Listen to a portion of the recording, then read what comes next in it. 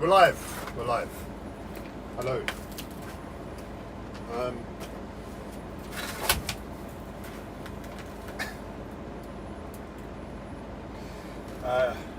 Me again. I'm wobbling about because I've currently got my Japanese high-heeled clogs on, which make me wobble about and have to focus on my posture while we're speaking. So sorry if I look very drunk. It's the shoes.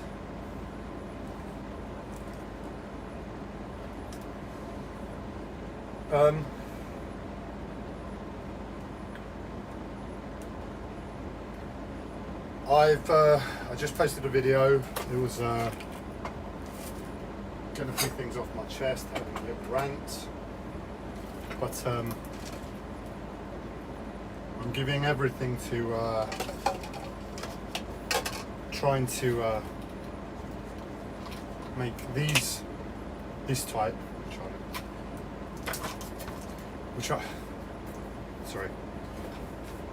I'm giving everything to trying to make an accompanying set of videos at the same time that will keep me more positive. So one is an expression, a rant,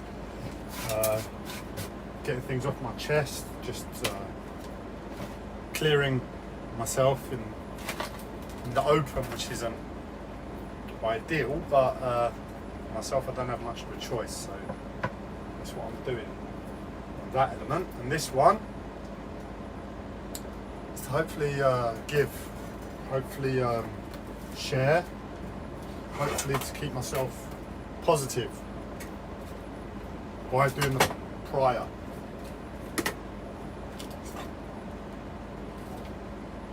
I'll show you the clogs at the end and you can understand why I'm wobbling so much.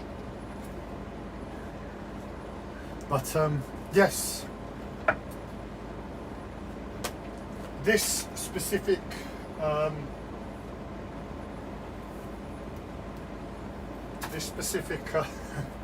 sorry, I'm just trying to get used to everything.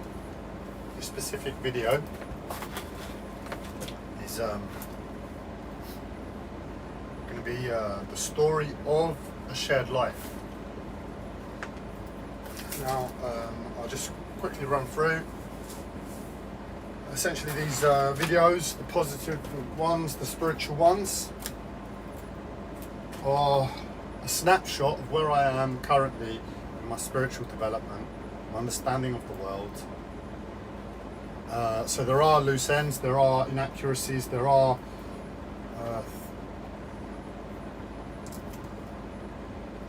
things you would say are a lie. But within all of it, there are truths.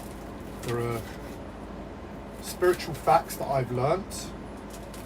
And all I'm doing is tying them together to where I currently am in my development, to provide, to just share with yourselves. But it's what I do. So in the sense of it's how my mind works with spirituality. I collect all the facts. So this spiritual practice says you'll get enlightened after 10 years. The other one says you have to smile in 10,000 lifetimes. The other one says there's a fast track. And I just listen, you know, I hear the information, I take it in, I don't deny it, but I'm also very I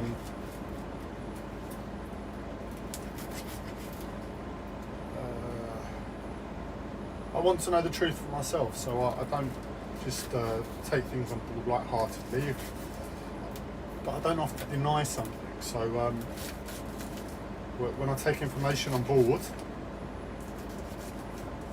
I have to really assess it, I have to judge it, I have to categorize it, I apply some sort of logic to how I'm going to store it within my mind as a possibility of truth, when it in itself can conflict other information. And the way I tend to do that is by sometimes just taking all the information I know and applying it to the world, looking out on the world and saying, right, if all this information is as I've categorized it, what is the most likely possible truth? And that is what these stories are. So take from it what you will, but here's the first one, and it's the story of a shared life, and there won't be too long, but the story of a shared life is taking into context past lives. That's what I'm currently researching, and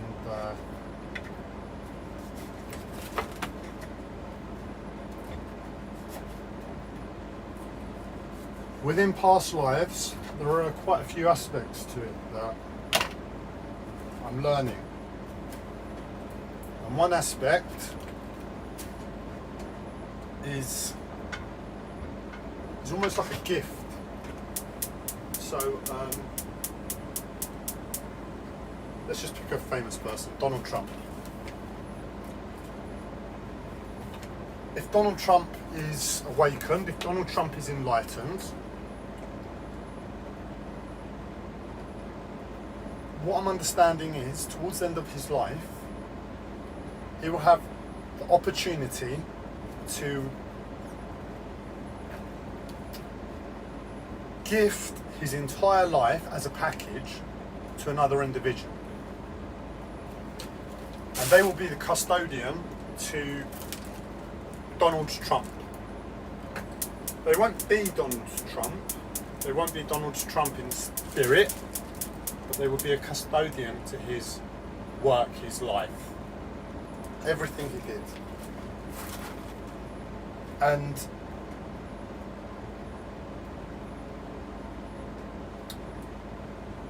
what I'm learning is that it really does affect the person that it's being gifted to. So what would I mean? So let's take the first example. I expressed before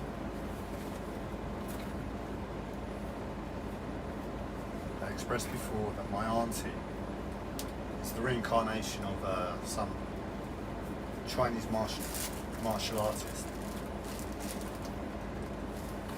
But I don't believe.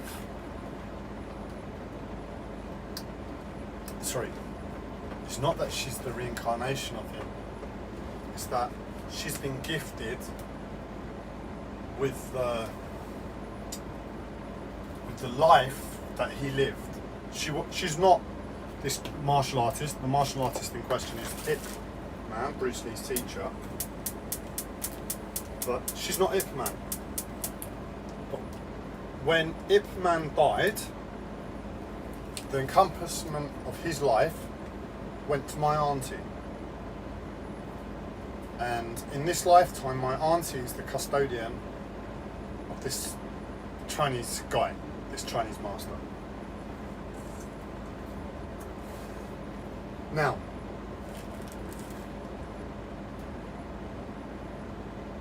before I get into the little details, I don't know if somehow we're to return this life to the rightful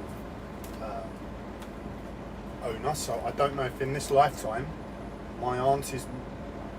part of my auntie's life work is to meet the actual reincarnation of Ip Man and somehow give back what she's received as a gift. But that's still information I'm studying. But what I want to show is, and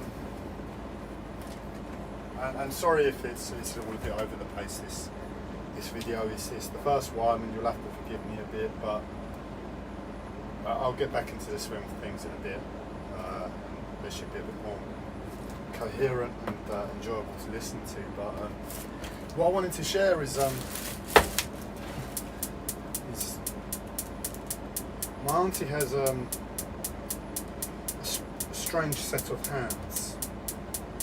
What I mean by that is, if I show you my hand, sorry, I've got these clips on. That's my hand. That's a normal hand as it should be. My auntie is. How can I put it? If we look at the hand, it sort of points in the middle almost. You know, it doesn't. It almost goes down here, and then if there was a top point to where it would be coming, it'd be about there. I don't know if you can see what I'm trying to imply. But with my auntie's hand, it's like all that energy goes straight to the index, and these fingers are set back at actually at an angle. Now, Ip Man, this Chinese martial artist, he practiced in actually a woman's martial arts. I don't know why I think it's more the leg work, I suppose, reference to woman's martial art. But essentially, when they punch a little bit weird. It's like down the middle like this. And if you do this motion, so let me try and stand in these shoes facing you. It's down the middle like this. And if you do that motion, you can sort of feel a flicking of energy like over the top. And essentially what I'm trying to get at is, I think all that time in this guy's life that he was practicing martial arts, and this is the punching motion, and he conditioned his energy, his body to move in this way. I think what's happened is that in this lifetime, when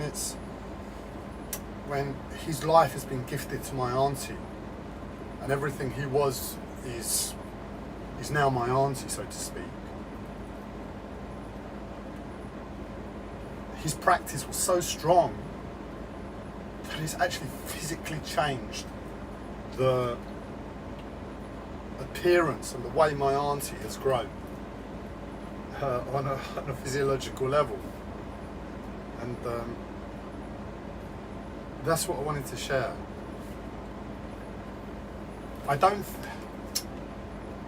So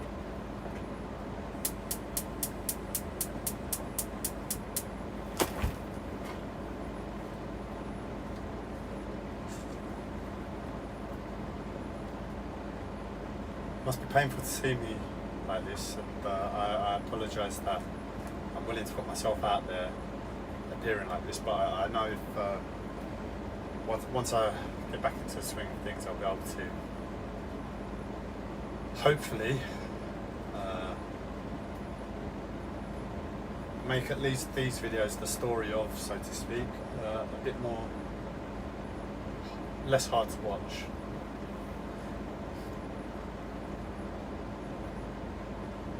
But where I believe for most people it's an unconscious process where they live a life, they're not enlightened, they die.